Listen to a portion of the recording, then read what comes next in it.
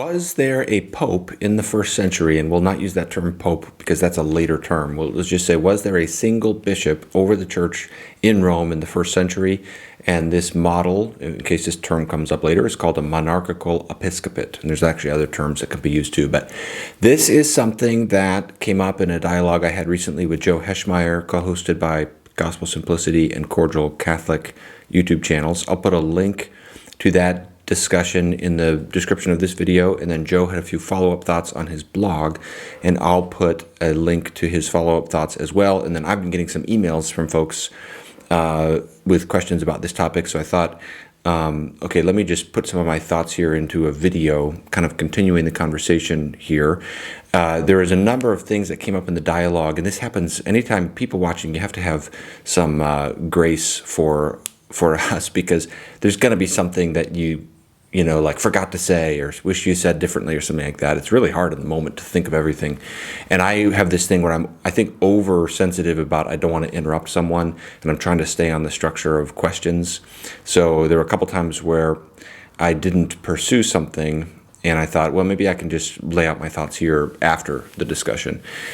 And so this is just in the spirit of continuing the conversation here. Joe is a great dialogue partner. I'm also going to put his book in the video description here, Pope Peter. You can check that out. He's a very smart representative of the Catholic point of view. So I encourage you to check out his stuff. Now, I'll show a little clip here so that, for two reasons. Number one, you can get a flavor of the discussion and a flavor of one of the arguments Joe was making. I tried to pick an argument that's a really good argument to kind of show him at his best. And then to also make fun of myself for my facial expressions, which you'll notice in a second here. We can name no co-ruling bishops in any church anywhere. So if you're going to claim universal first century evidence, I don't think it's too much to say, okay, like, who are these people? What did these panels look like? What was the structure of these churches? And, how did these presbyteral bishops meet? What was that like? How many were there? Like any of those questions, was one of them above none of those questions are answered. None of those questions are in evidence, because I think it's entirely historical fiction. Like, I think we just don't, like, literally all of the evidence that says, here's what the local church looks like, says there's one bishop at the top. Like, literally every time you hear names named, or you get a careful explanation of what a local church looks like, it says there's a bishop at the top. Then, so the best we can say is sometimes it's loose. So in the moment, I'm just thinking about what's being said. I'm not trying to give a really strong facial reaction to something. So sorry if that came across like that. But anyway, I wanted to just follow up with a few thoughts here. Let me just make one preliminary comment. This topic of, is there a bishop, a single bishop or a monarchical episcopate in Rome in the first century? This is not my main argument against the papacy. So I have two arguments against the papacy I've made in other videos I made in that dialogue. The first one is just biblically, I don't think we have papal succession. And I would also disagree about some of the ways Peter is understood. I think Peter's first among equals rather than in some kind of higher role than the other apostles.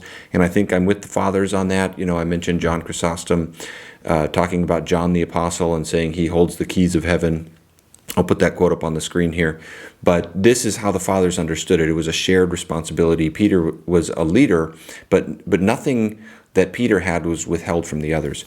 But there's agreement about Peter, but then papal succession. That's what I think you'd need to see in the New Testament. And then my historical argument is basically that my main point is you don't have a bishop in Rome who is exercising universal jurisdiction in terms of infallibility. And I made the claim that anytime the Roman bishop gets into conflict with other bishops, I think I said it as strongly as universally every time the Roman bishop loses, in the sense that the other bishops ignore or reject what he says. And I was prepared to share like 5 or 6 examples of that, but there wasn't really an occasion to do that. I think I shared Vigilius in conflict with the Fifth Ecumenical Council. And I can't remember if I mentioned Zosimus being resisted by the North African bishops in the 4th century. And there's a number of other examples of that. But obviously, just having a bishop in Rome in the 1st century, that's also a part of it. And that's not a sufficient condition for the papacy, but that's a necessary condition. So this is not my main argument, but all that other stuff is but But that's for another day. In this video, let's just take this little piece. Is there a bishop in Rome in the first century? And what I'll do here is I'll just have 3 sections in this video. First, I want to address the first century evidence. Second, I want to address the second century evidence. And then third, I want to address how we put those together. And is it possible or is it plausible to see an evolution or change from the first century to the late second century? So first century evidence. Joe, in his follow-up, talked about Philippians 1:1 a great deal and talks about Chrysostom and Aquinas and others who understood the reference to the bishops in the church of Philippi there to be inclusive of the presbyters, and so that's why it's in the plural.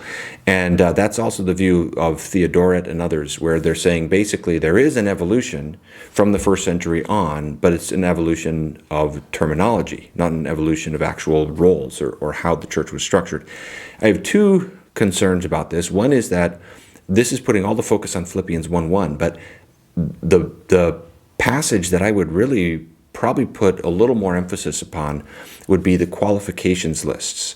So 1 Timothy 3, qualifications for bishop, Titus 1, qualifications for presbyters. You have these 2 lists, and I would say they are unmistakably parallel. They both start off above reproach, husband of one wife, and then as you read through the lists, many of the terms are identical and the rest are similar. And it'd be very strange to have qualifications lists for 2 different offices, but the qualifications are the exact same or almost the exact same. And then in Titus 1, you have both terms used, flip-flop back and forth. So as I mentioned, it's appoint presbyters if they are above reproach, for a bishop must be above reproach. And I just don't know any way to understand that, because the greater office can include the lesser, but not vice versa. I don't know how Paul could expect us to interpret that, understanding that these 2 terms reference 2 different offices. And then on Philippians 1:1, my concern would be that if we're going to take this in what I regard as a very counterintuitive way, where even though it says bishops, the terms are different, I would just say we would need some evidence for that. Like we need some corroborative. It'd be one thing if you said, well, Philippians 1:1, you read that in this way because of these other passages from the first century or something like that.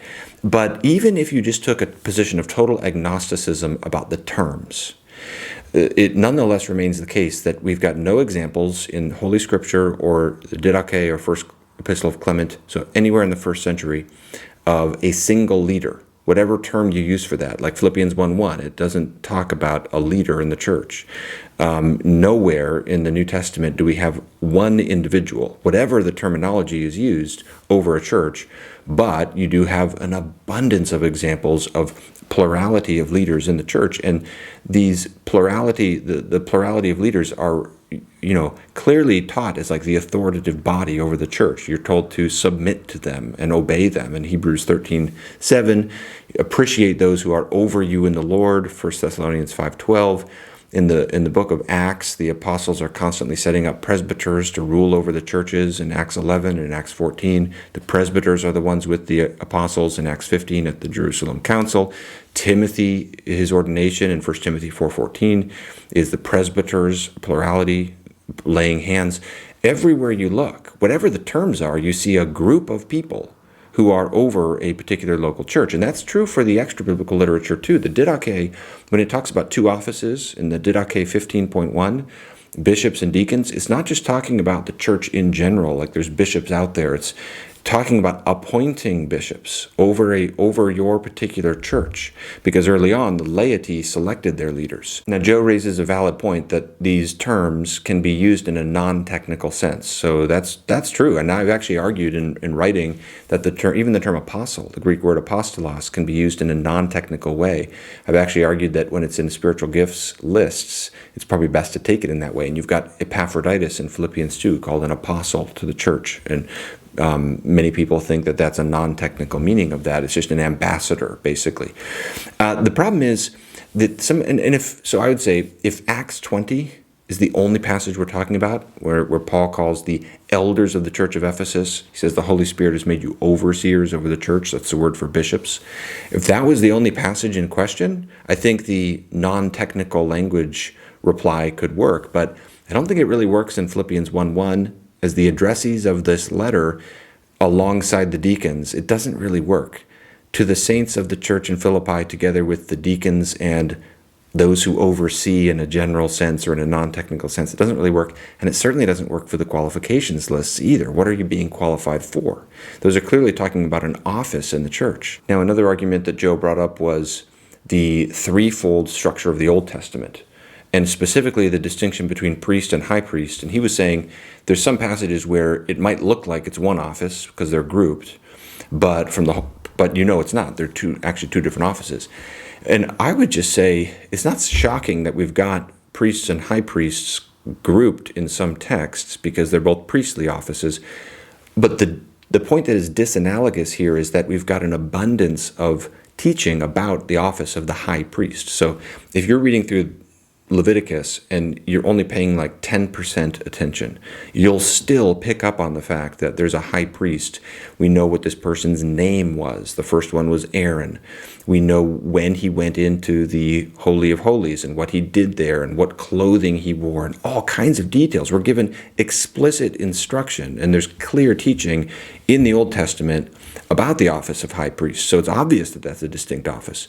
And I would just say that's disanalogous to the New Testament. We don't have any teaching about a single bishop over a church in the New Testament or in the first century literature. Some people point to Clement as an example of this, but Clement actually never references himself. He doesn't write in his own authority.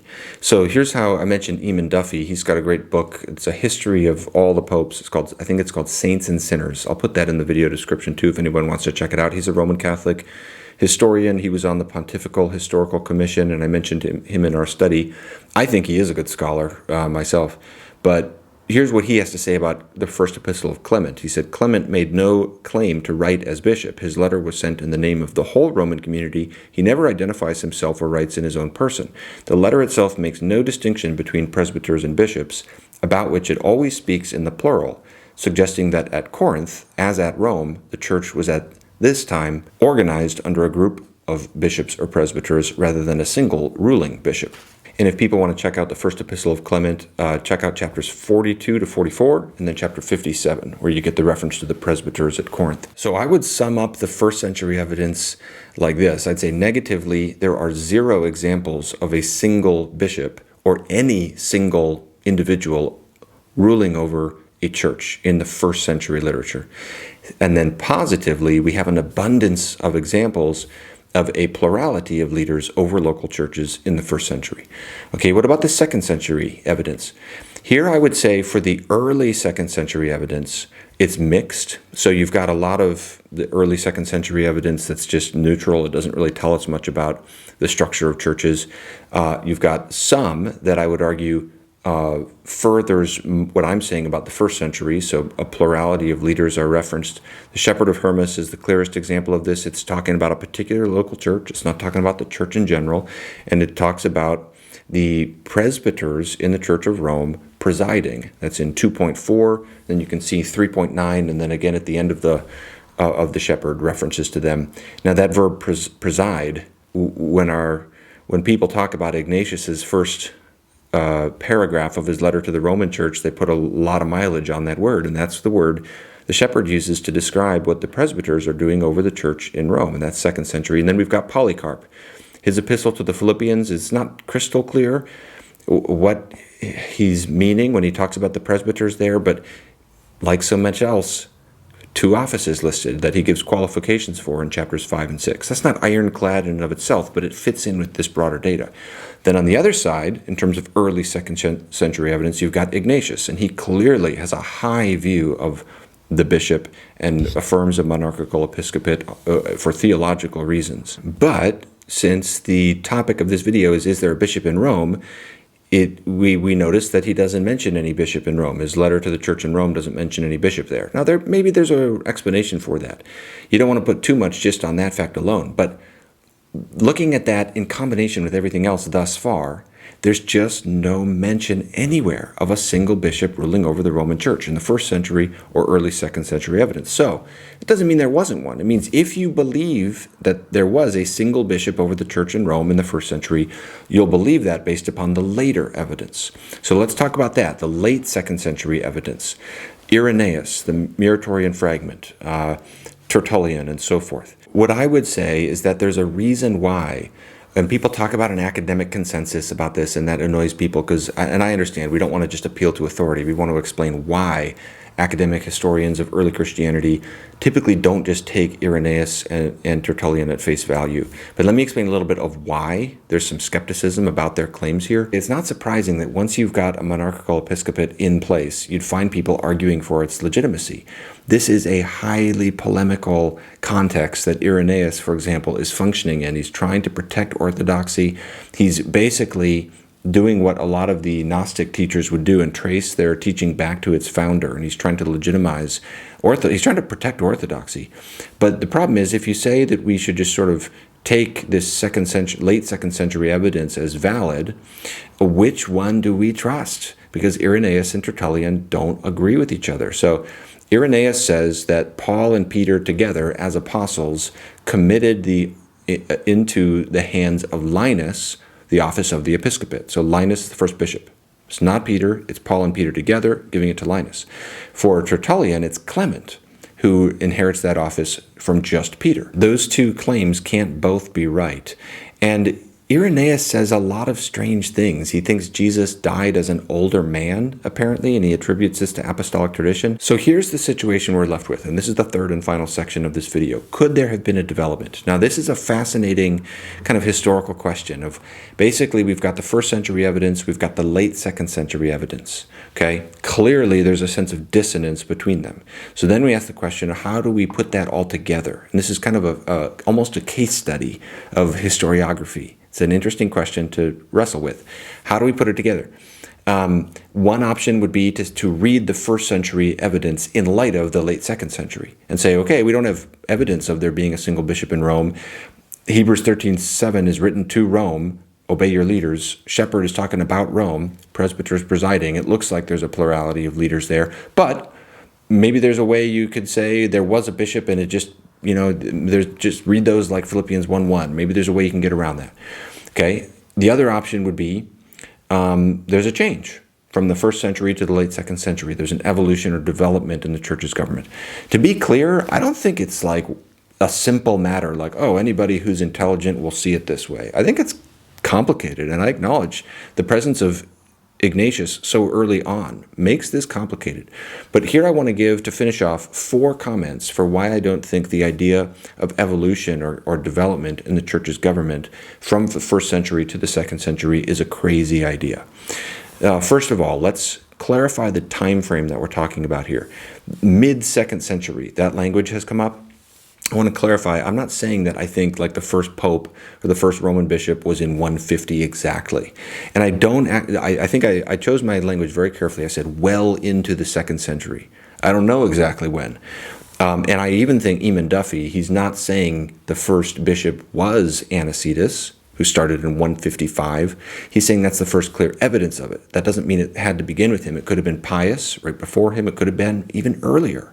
So I'm not saying it's 150. I'm saying sometime well into the second century is the most plausible time.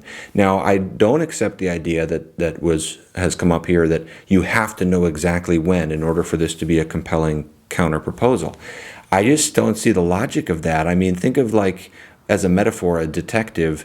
A detective is perfectly in his right, potentially, to cross one suspect off of the list if that person has a good alibi, even if he doesn't know yet who the real culprit is.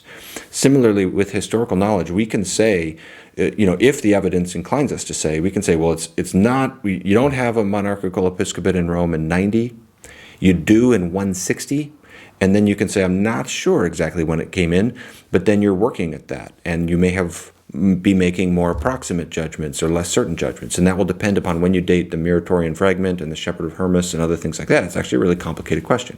But just to be clear, I'm not saying it's 150. I'm saying it's sometime there well into the second century. I don't know exactly when. Second comment on this.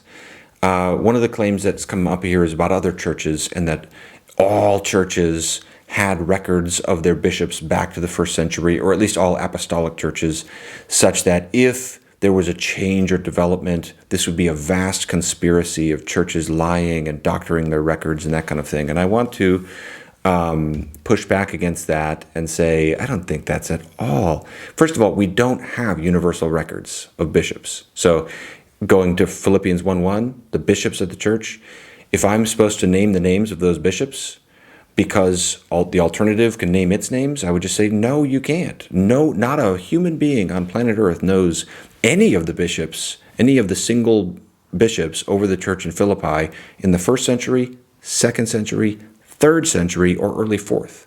The first known bishop of the church of Philippi is Porphyrios. We know that from the Council of Serdica in 343. He's present there. Now, that doesn't mean there wasn't a bishop in Philippi earlier than that. I'm just saying, and this is true for a lot of the churches, I'm just saying we don't have this universal evidence of all the bishops everywhere. That for Colossae, the church in Colossae, similar thing. Hundreds of years go by. We don't know who the bishops are. For some of the churches, more prominent churches like Jerusalem, we have records, but they come from way after the fact, from Eusebius in the 4th century. So, and he doesn't know the dates, he just gives names. So the point is, this is not a vast conspiracy. There's not all this detailed information about bishops over churches, a single bishop over churches everywhere, and then we're suggesting that it's something different from that. Nobody has the names of any of those bishops. There is not universal evidence of a single bishop everywhere. In fact, that's why people are skeptical of this, is we don't have those records. We don't have that evidence. Okay, here's my third comment on this idea of a development, and this is the main thing, is basically, I don't think it's at all implausible to think of a development, and I have a concern that we not imagine this development from a 2-office view to a 3-office view in an unnecessarily implausible light or unfavorable light. So, the claim about living memory, that Irenaeus in 180 is writing about things that would have been within living memory, well, that depends on when you think it comes in. I mean, 30 years is a lot different than 50 years. And Irenaeus is not living in Rome or writing to Rome. It's not at all implausible to think that once you get further out, Irenaeus is writing about things that are not in living memory. One of the things I want to argue is we shouldn't assume this was a power struggle. A couple of times we were joking about me taking over Ojai and just announcing I'm the Bishop of Ojai, and that was presented as an analogy, like if I did that. But that assumes a power struggle. First of all, there's a plurality of churches in Ojai, so I'd actually be usurping other churches if I did that. Second of all, even if there was only one church in Ojai and I just said I'm the bishop now, that assumes a power struggle scenario. And I don't know why we would assume that. Why would we assume it's that rather than by mutual consent because of the needs of the times? Think of the circumstances you're in. The 2nd century is brutal. There's persecution. The apostles are gone. You're in a radically new environment. Heresies are springing up. It's not at all implausible to think the church felt a need for a more hierarchical structure of leadership. And we don't need to assume that that Irenaeus is either correct about all the details about what he's writing about 100 years ago, and whether somebody is the only bishop or just a bishop that he's writing about 100 years ago, 80 years ago, that he's either correct about that or lying. If there's any lying, it wouldn't be from Irenaeus. He gets his records probably from Pope Eleutherus in the 170s. So it's not Irenaeus, but I don't think we need to posit anyone lying. Lying and total accuracy are not the only options. One of the reasons I find the idea of development plausible is that there's so much development to the government of the early church. I talked in our discussion about priests and priestly celibacy and how these things come in gradually. Archbishops. So the Catholic Catechism of 1913 says that the term archbishop comes in the 6th century. The idea of archbishops comes in the 5th century. Before that, the language about metropolitan areas was used more generally. Now, that's a development. Does that mean there was a power struggle? Does that mean someone just stood up one day and said, I'm the archbishop? No. The church develops in her government in many ways. Here's how J.B. Lightfoot, he himself was an Anglican, he was a bishop, the Bishop of Durham. Here's how he put it. The episcopate was formed not out of the apostolic order by localization, but out of the presbyteral by elevation. and the title, which originally was common to all, came at length to be appropriated to the chief among them. That's the kind of evolution we're talking about here, and it need not be assumed that this would be one just taking that arbitrarily rather than by the mutual consent of all. By the way, if this was such an implausible idea, I don't think Jerome could have possibly suggested it, and I don't think you'd have so many contemporary scholars, including Catholic scholars. I mean, even the Catechism, which I just mentioned, the Catholic Catechism puts it like this: to some extent, in this early period, the words bishop and priest, episkopos and presbyteros, are synonymous. In each community, the authority may have originally belonged to a college of presbyter bishops. Now, my fourth comment and the final point here is on this idea of evolution. Does this undermine the apostolicity of the church? When the church confessed that there is one church and she is apostolic. Was this what they were talking about, that you could trace your lineage back, succession of office to the apostles? And basically, I would want to make the claim that the church fathers were very clear that the apostolicity of the church was not primarily a matter of succession of office. Succession of office was important to them to the larger end of succession of doctrine. Now, let me give examples of that. And just to be clear, I do think that there were apostles who appointed bishops. What I'm questioning is that there's this very rigid system where you've got one bishop in each place. The laying on of hands is necessary for the sacraments to be efficacious. This continues on indefinitely. It's the mark of where the one true church is. And basically, I'd say for Irenaeus, for Tertullian, for the church fathers, succession of office was important to protect succession of doctrine. And if you don't have succession of doctrine, the succession of office means nothing. Let me give some examples of that. Here's what Augustine said: whoever dissents from the sacred scriptures, even if they are found in all places in which the church is designated, are not the church.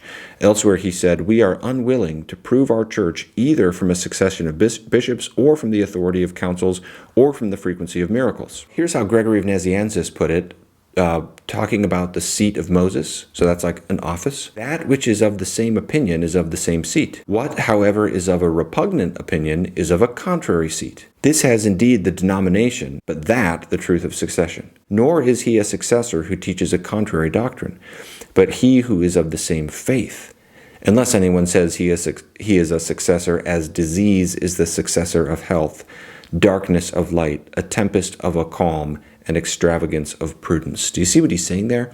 If you have succession of office or seat without succession of doctrine or opinion, then the succession is just like from life to death. Ambrose said the same thing. He said, they do not have the inheritance of Peter who have not the faith of Peter. So I think when the fathers spoke of the church as apostolic, they meant something much more fully orbed than succession of office. That was part of it, but only insofar as there was also succession of doctrine. So just to summarize here at the end, I'd say, number one, the first century evidence indicates very strongly, I'd say, a plurality of leaders over local churches. The early second century evidence, and that's true everywhere, not just Rome, everywhere. Early second century evidences that is changing, but in Rome still looks like plurality of leaders because of the shepherd. The late second century evidence clearly indicates a monarchical episcopate in Rome with claims that goes back to the apostles, but the claims are questionable and contradictory. And then lastly, I'd say that the idea of a development or evolution or change from the first century to the second century, from a two-office view to a three-office view, is not a crazy idea. It's a very plausible way to make sense of the data. This is not my main argument against the papacy, but it's certainly one piece of it, and what looks like to be a long, gradual evolution into this idea of the Bishop of Rome as the head of the church. Hey, thank you for watching this. I hope that this was useful, clarifying. I know Joe and I'm sure we'll still disagree. I welcome Joe pushback if there's anything I said that's unfair here. We could even dialogue if you want. And for others watching, if there's anything related to this you want me to address, you want a video on, let me know in the comments. I'll try and do that. Hey, thanks so much for watching.